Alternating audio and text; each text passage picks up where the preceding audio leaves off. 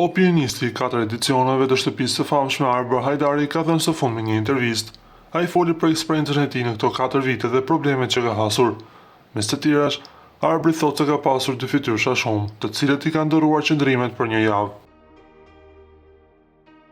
Kemi pasur dy fytyrësha boll, kanë mbajtur 2 qëndrime në një javë, 2 qëndrime të ndryshme sepse ashtu i ka levërdisur. Nuk është etike ti përmendi. Shtëpia e famshme ka mbaruar tani më, u shpreh ai. I njëjti tregoi një rast me një person që kishte, i cili e kishte sharë në rrjetet sociale dhe më pas në takim shkoi për ta përqafuar.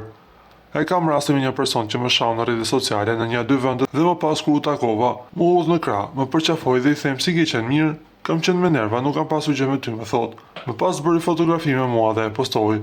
Tha ai ndër të tjerash. Nga ana tjetër, na duhet të themi se mendimet e Arbrit dhe opinionet e tij të drejtë për drejta kanë bërë që shumë fanta t'i ketë pas vetes.